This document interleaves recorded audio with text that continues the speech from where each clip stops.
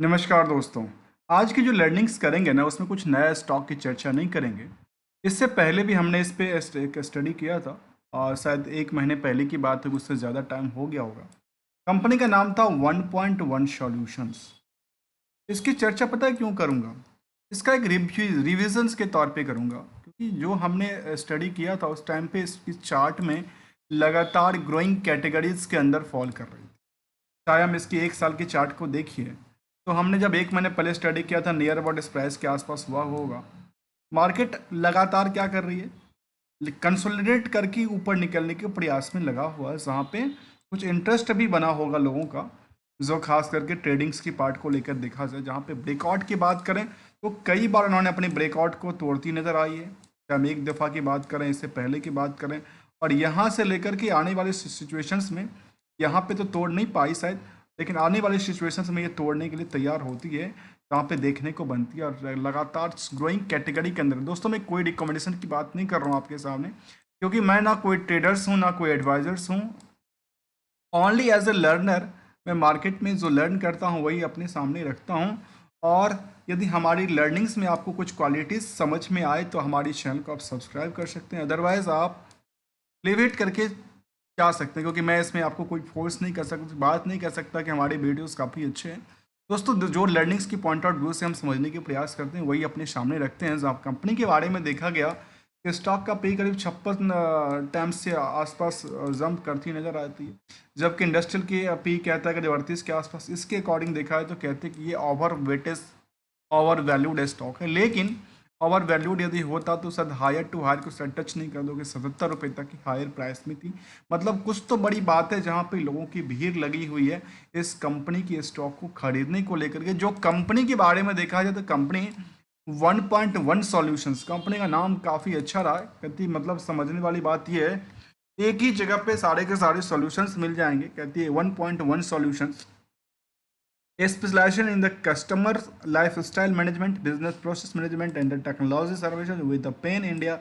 The presence है across the 5 location in the 8 इनके पास 8 centres हैं, जो कि देखा जा सकता है। कहते हैं कंपनी हैज़ द करीब 5,000 से ज़्यादा इनके IT एक्सपर्ट हैं। They provide the comprehensive solution access, और B2B को लेकर के, B2C को लेकर के, डिजिटल बिजनेस को लेकर के, as well as a market place vertical etcetera पे कंपनी कामकाज करती है। जहाँ पे यदि कंपनी की हम EPS की तरफ देखें तो ये हमारे सामने निकल के आती है 1.27 का, जो कि इसके अकॉर्डिंग देखा है तो थोड़ा सा क्या है, कितनी परसेंट के आसपास है, लगता है कि 50% और 55% के आसपास, और 52% के आसपास नियरली कहता है इसके अकॉर्डिंग देखा जाए तो। ROC कहते 22%, ROE के बाद 21% के आसपास, और प्रमोटर्स की होल्डिंग अच्छी खासी है करीब 51% के आसपास। डिमेरिट की बात यह है जो प्रमोटर ने अपनी पोजीशन को क्या कर रखा है, इसकी वीक पोजीशन की बात करूं जहाँ पे उन्होंने प्लेस करके रखा है, जहाँ प्राइस टू इंटरेंसिक वैल्यू करीब 9 रुपये के आसपास कहता है, और प्राइस टू बुक वैल्यू करीब 10 गुना से ज़्यादा बढ़ के निकल गया। नंबर ऑफ शेयर और मार्केट कैप भी करीब 1500 करोड़ के आसपास का आंकड़ा कहता है।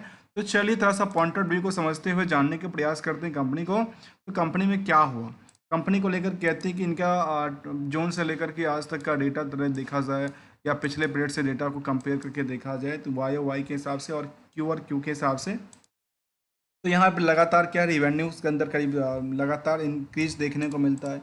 क्या इंक्रीज हमेशा देखने को मिलता है या क्या किया था, इसका ट्रेंडिंग व्यू यही कहता है। यदि हम ट्रेंडिंग व्यू की तरफ चलें तो हमारे सामने ये निकल के आता है कि ये इनका ट्रेंडिंग व्यू था, और जहाँ पे प्रॉफिटेबिलिटी बेसिस में भी कहती है कि इनका ट्रेंडिंग व्यू निकल गया। ऐसे ईयरली डेटा की तरफ देखें तो ईयरली डेटा इसकी ट्रेंडिंग इनका सेम, एक बार गिरावट था, लेकिन गिरावट के बाद दोबारा मार्केट ने सस्टेनिटी के साथ कामकाज करना चालू किया। यहाँ गिरावट से लेकर के देखिए, जहाँ कंपनी लगातार लॉस में थी, लॉस के बाद कन्वर्ट करती हुई प्रॉफिटेबिलिटी जनरेट करती आगे बढ़ी है। इसके पीछे भी हम कुछ समझेंगे, आखिर प्रॉफिट होने के पीछे जो सेल्स है उसमें उधार कितना कहता है, उधार के पीछे रिस्क कितना है, और डेटर्स डे को लेकर क्या कहता है। जहाँ पे अभी तक ये देखने को मिलता है करीब 100% से ज़्यादा की उछाल EBITDA में अंदर देखने को मिलती है कंपनी को लेकर के। ऐसे ट्रेंडिंग व्यू की बात करें तो ट्रेंडिंग व्यू हमारे सामने ये निकल के आती है, जहाँ पे टाइम टू टाइम हमने इसको देखा, चाहे इनकी प्रॉफिटेबिलिटी वैसे इसको देखा, ये ऑपरेटिंग प्रॉफिट को लेकर देखा, जो लगातार एकदम कई बार उनमें उछल कूद भी हुई है, लेकिन नियर अबाउट कह सकते हैं कि सस्टेनिटी के साथ कामकाज करती नजर आ रही है। मतलब दोनों तरफ से इसका क्या निकल के आते हैं, चाहे हम वाई वाई से कंपेयर करके देखें या क्यू और क्यू से देखें, दोनों तरफ से इनकी इनक्रेडिबल्स वाली प्राइस निकल के आई है। ऐसे ही इनकी यदि हम balance year on year basis का देखें तो हमारे सामने ये निकल के आती है कि इनके पास लगातार क्या हो रही है, लगातार एक ग्रोइंग कैटेगरी के अंदर आ रहे हैं। प्रॉफिटेबिलिटी बेसिस में कहें तो अभी कह सकते हैं कि टॉप ऑफ द ईयर पे कंपनी का कारोबार रहा है। अब क्या प्रॉफिटेबिलिटी बेसिस पे ये समझें जो कि अब इनकी डेटर्स भी कुछ है या नहीं है, इसके लिए हमें जाना पड़ेगा बैलेंस शीट फिगर को। और बैलेंस शीट फिगर में जानने के लिए हमें देखिए बोरिंग्स पार्ट क्लियर क्या कहती है, नियर अबाउट सेम है। दूसरी फिगर की बात करें तो इनके पास अदर एसेट्स के अंदर यदि देखने को मिलती है, जो ट्रेड रिसेबल की बात करें तो करीब 70 करोड़ के आसपास कहता है। तो सोचने वाली बात यह है, यहाँ पे एक चिंता की नज़र तो आती है, लेकिन उसको कंपेयर करने के लिए शायद बेहतर ये है तो 70 करोड़ के आसपास की यदि मार्केट में पैसे लगे हैं तो 150 दिन के लिए लगा है, ये इनके लिए चिंता की बात है। जिसको कहते हैं ना वीक वीक पोजीशन की बात करें तो वीकनेस यही दिखाता है। और 70 करोड़ के अकॉर्डिंग देखें तो मार्केट में जिनके पास करीब 21 करोड़ का प्रॉफिट बुक करती है, जो कहते हैं कि वाई वाई में हम पता है कितना जंप करते हैं, कहते हैं साल दर साल हमारा जो सिलसिला है नेट रेवेन्यू को लेकर के 143% का, और ईबिटा के अंदर देखने को मिलता है करीब 100% की जो उछाल करती है कंपैरिजन टू द पिछले साल से। तो वहाँ पे क्या देखने को मिला कि हमारे सामने जो 70 करोड़ के आसपास का आंकड़ा कहता है, वो आंकड़ा क्या कहता है, क्योंकि 70 करोड़ के बेसिस पे 21 करोड़ का प्रॉफिट बुक किया, जो इनके हाथ में अभी तो कुछ मिला नहीं है, जो इनके लिए थोड़ा सा वीकनेस की पॉइंट बता। यदि इसके हम ईयर ऑन ईयर बेसिस पे चर्चा करें तो हमारे सामने ये निकल के आती है, जो कंपनी के पास जो सेल्स का परसेंटेज था वो लगातार इंक्रीज करती हुई नजर आई, जबकि प्रॉफिटेबिलिटी साइड भी लगातार ग्रो के कैटेगरी के अंदर आती है। स्टॉक प्राइस सीजीआर की बात करें तो कई गुणों की रफ्तार से बढ़ती नजर आती है, और रिटर्न ऑन इक्विटी भी नियरली लास्ट 12 महीने में 20% से ऊपरी स्तर पे पहुंच के सस्टेन करती नजर आती है। तो चलिए इस तरह से एक पॉइंट और समझने की प्रयास करते हैं, जो कंपनी एनएससी में लिस्टेड है आखिर निवेशकों को उन्होंने दिया क्या।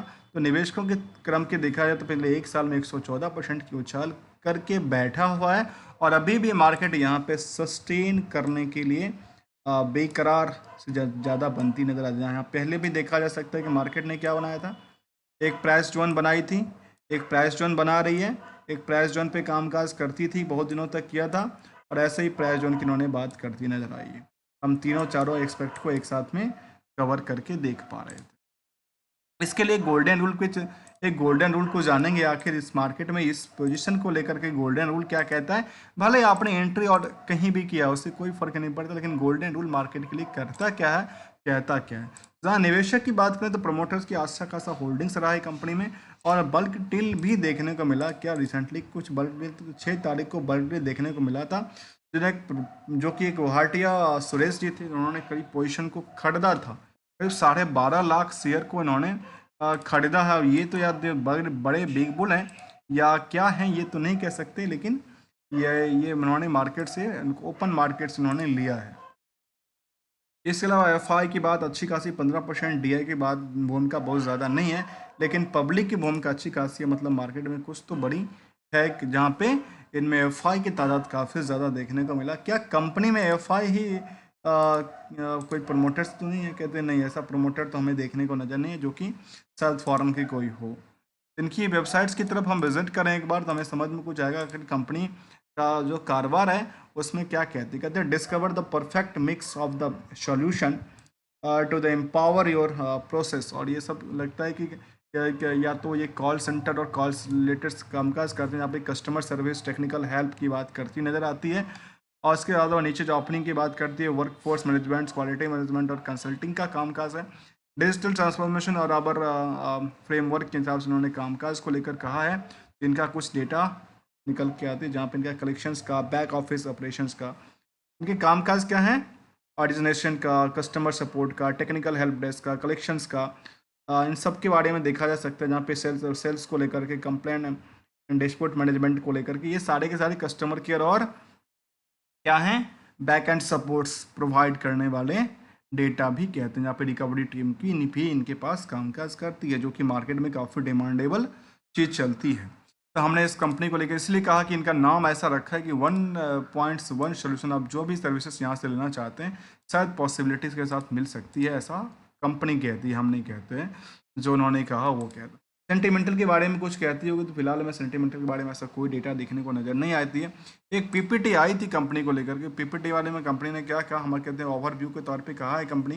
तो कंपनी ओवरव्यू में 12 साल का एक्सपीरियंस है, 5600 से ज़्यादा एक्सपीरियंस प्रोफेशनल्स हैं इनके पास, 50 से प्लस और कुछ लोगोज हैं इनके पास। इसके अलावा कहते हैं इनका यूएसए, कनाडा और इंडिया 3 जगह इनका प्रेजेंस है। मार्केट कैप कहती है कि 1300 करोड़ के आसपास का टूल्स में से ये टूल्स कामकाज करती, VSM, CRM, KMS and PMS and ये सब उनके टूल्स हैं जो कि बिजनेस को लेकर के आते हैं। यहाँ पे बिजनेस प्रोसेस आउटसोर्सिंग को लेकर के, नॉलेज प्रोसेस आउटसोर्सिंग को लेकर के, एनालिसिस को लेकर के कंपनी कामकाज करती नज़र आती है। खास करके कस्टमर केयर, कॉल सेंटर्स और इस तरह के कामकाज में ज़्यादा दिलचस्पी निकल के आए, जहाँ से इनके पास अच्छी खासी रिवेन्यू की बात करती हैं।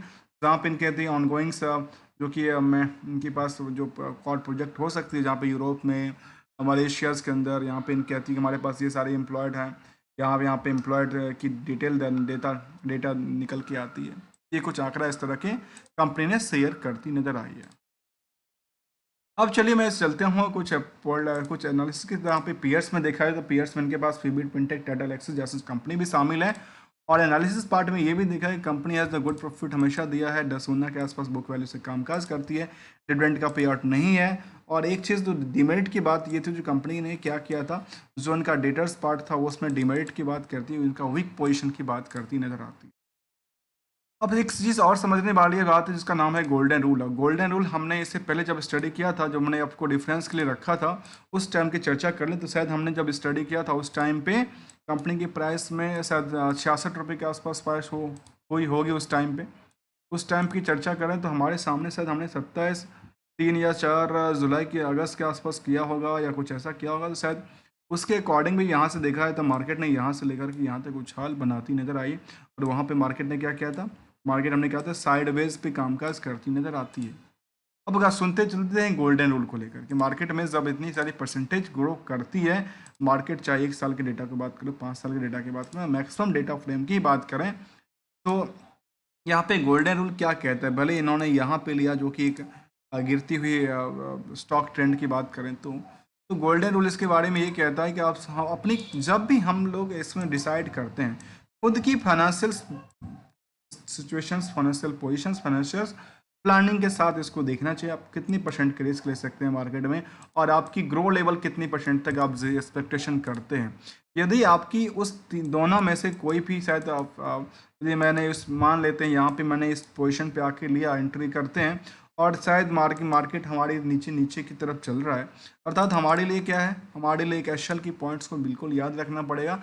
अदरवाइज यहाँ पे यदि मार्केट आपके सस्टेनिटी के साथ काम करती है और जहाँ पे लगता है कि अच्छा आपके नियर अबाउट टारगेट के आसपास पहुँचने वाला है, वहाँ पे क्या करना है, कट मारना है, सीधे कट करके करें। सीधे जब मार्केट दोबारा आपको अच्छा लगता है और स्टॉक पसंद है तो दोबारा एंटर किया जा सकता है और मार्केट दोबारा यदि चलती है तो इसको फिर से कट किया, क्योंकि ये मार्केट के स्ट्रेटजी है, जब तक कट नहीं करेंगे तब तक प्रॉफिट नहीं, क्योंकि यहाँ पे आने के बाद कोई ना तो बेचता है, कोई ना कोई खरीदता है, कोई ना कोई कट करके निकलता नज़र भी आता है, जो कि इसकी स्ट्रेटजी की बात करती नज़र आती है।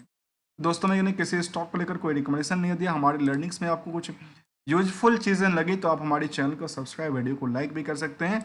और इसी तरह के लर्निंग्स को लेकर प्रमोट करना चाहते हैं तो आप बेटर लर्निंग, अवेयरनेस और एजुकेशन को लेकर के हमारे चैनल को ज्वाइन बटन भी कर सकते हैं। मिलते हैं कुछ नई लर्निंग के साथ, न्यू स्टडी के साथ, तब तक के लिए thank you so much for joining here दोस्तों।